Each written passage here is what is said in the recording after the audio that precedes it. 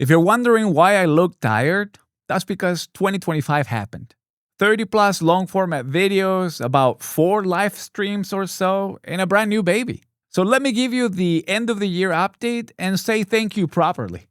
This is my 2025 recap.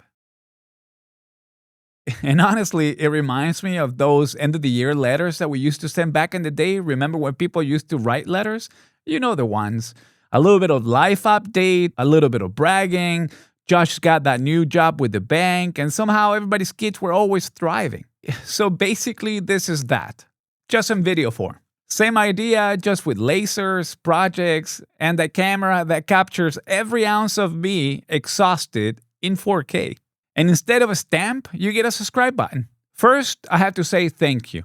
If you watched a video, left a comment, sent an encouraging message, shared something, or helped somebody else using something you learned here, thank you.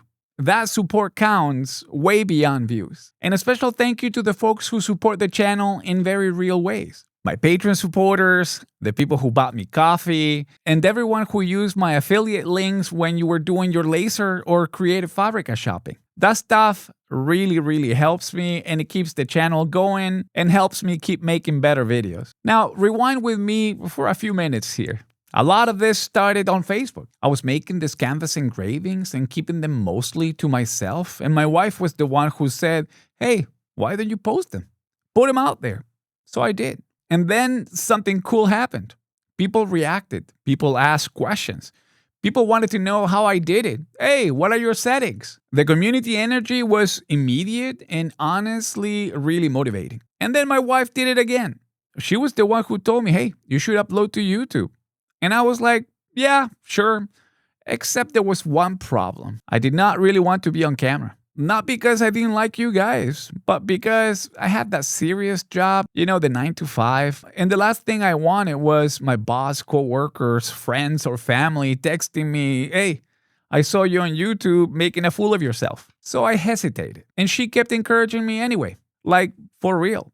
She pushed me to go for it. Even when I wanted to hide behind the project and never show my face. And looking back, that was one of the biggest gifts of the year because the channel exists today the way it does because she nudged me out of the door. This year, I uploaded 30 or so long format videos, a few shorts, and about 4 or 5 live streams. Those live streams were Q&A style, real-time troubleshooting, talking through one focused topic, and just hanging out with you while we talked lasers, canvases, and spray paints. And a couple of those topics really clicked with you. You could feel it in the questions, the comments, and the energy. So now I want to walk through the parts of 2025 that really resonated with all of you. Canvas was a huge chapter this year.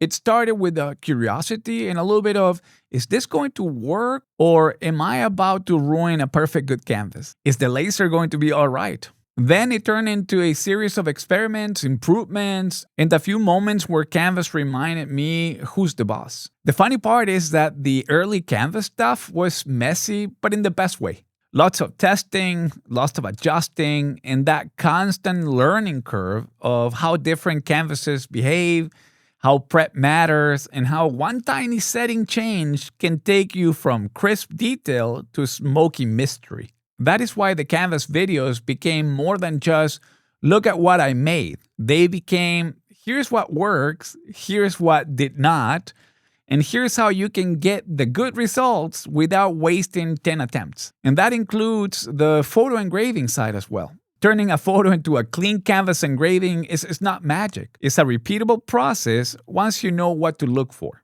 Also, a quick spoiler for 2026.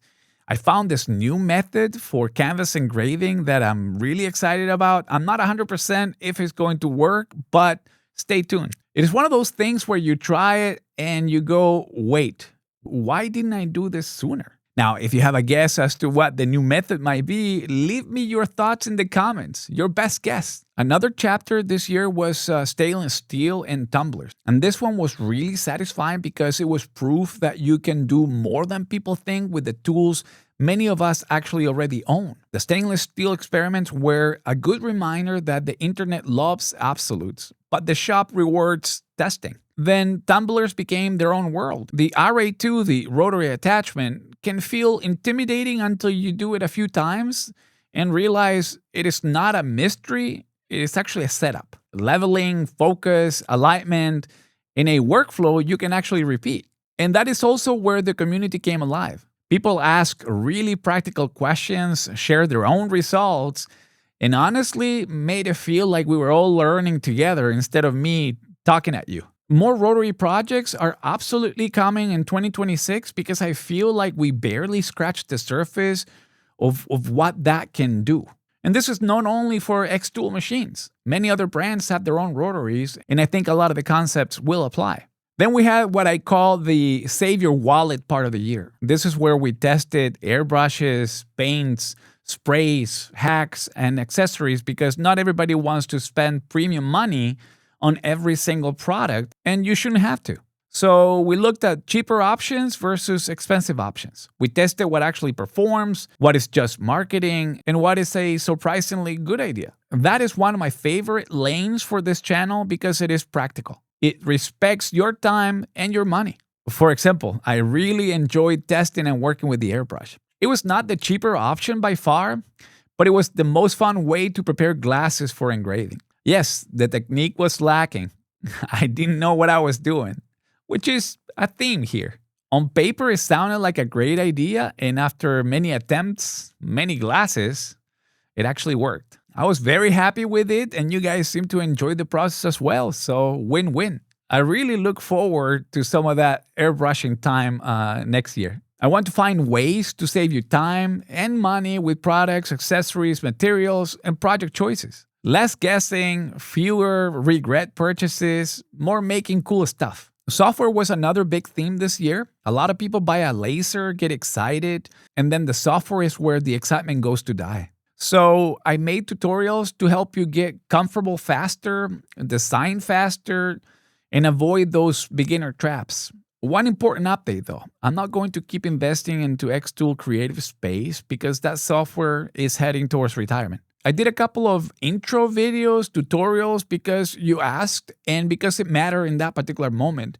But I'm not building my future tutorials around something that is going away. So going forward, I'm going to focus on X-Tool Studio tutorials and that particular workflow because the hope is that it will last, at least for some time. I might do some Lightburn tutorials and cost justify the yearly subscription that Severna Builds just paid. It is not a big deal, $30 or so for the whole year, but I want to use it as much as I can now that the channel is paying for it. Then there is the unsexy win of 2025, maintenance. Cleaning the machine after heavy use is not glamorous, but it makes a real difference. Consistency, quality, fewer weird issues, and fewer moments where you're staring at a bad result like, what did I do wrong? Sometimes the answer is not a new setting. Sometimes the answer is a clean machine. So yeah, we did that too. Now, that is the channel side of the year. Real life was the bigger story. This year, my family grew again. My son was born. That is one sentence that changes everything, doesn't it? It also changes your schedule in ways the calendar cannot explain. There were nights where the plan was filming and editing, and then the real plan became diapers, bottles, and grabbing sleep wherever sleep decided to appear. And if you watched some videos this year and thought, wow, Severna looks really tired, yes, correct. That's an accurate observation. I did not always try to hide it. Sometimes I couldn't. Sometimes I just didn't want to. That was real life. But here's what I really want to say out loud. My wife was a huge reason I kept going. Like I said, she encouraged me to post the canvases. She encouraged me to start YouTube. She watched my videos first. She held the camera, gave me feedback, told me what was working, told me what was confusing, and cheered me on when I felt like I had nothing left in the tank. And she even showed up in a live stream or two, which made it more fun and honestly more real. So thank you to her from the bottom of my heart. Now I have to talk about the subscriber goal because this one still makes you smile. At the start of the year, I told myself I'm going to upload consistently and hit 5,000 subscribers by the end of the year. And I need you to understand, I said that with total confidence and almost zero understanding of how YouTube and the algorithm work. The algorithm and I are not friends. We're more like strangers who nod at each other in the hallway. My plan was simple. Show up, do the work, improve the videos, listen to your feedback, repeat. And I did work for it. Late nights, early mornings, filming tired, editing tired, basically tired with a camera. But then the wild part happened. On November 22nd this year, we hit 5,000 subscribers. And then a month later, on the 20th of December, we hit 6,000. That totally felt like a gift, like the sweetest icing on the cake. Because yes, hard work paid off, consistency paid off, getting better paid off. But none of that matters without you. That growth happened because you watched, you shared, you commented, you sent messages, you supported, you told a friend, you helped me and this channel travel farther than I could ever done alone. So thank you, and I mean it. Thank you. All right, let's talk about 2026 because I'm excited. In 2026, I'm staying focused on laser projects. More canvas engravings, of course, especially using that new method I'm telling you. More rotary work because I want to do a lot more than just the basics with that accessory. I think it deserves way more. And I'm really looking forward to continuing to work with that airbrush. It was great to use it with glass and all, but I think the real potential is using it with the canvases. I also want to do more testing that saves you time and money, saving materials, accessories, products, projects, the works. The stuff that helps you avoid wasted weekends and wasted cash. And yes, I will do laser reviews, but only if they align with my vision for the channel and my ethics. I actually added an ethics portion to my website, so check it out if you want to. And I plan to do a video just to explain things more in detail. That way you also know what to expect if you see a pay the video type of card. The short version is this. I put the viewer, you, first. If a machine is not safe, I'm not promoting it. If it breaks the bank for no good reason, I'm not pretending it is a great fit. If it does not bring something genuinely useful or creative, it does not belong here. I want to showcase machines that make sense for real people. Machines that bring something new. Machines that are safe. Machines that are not going to wreck your budget. That's the plan. So yeah, that was 2025. A year full of projects, learning, a little chaos, a lot of gratitude, and a brand new baby in the middle of it all. Thanks for being here. Thanks for supporting the channel in every way, big and small. And if you have been here for a while, tell me what video or topic stuck with you the most this year. And if you're new, welcome. Hit that subscribe because 2026 is going to be a good one. I got a good feeling about it. This is Alex for Severna Builds. I will see you on the next one.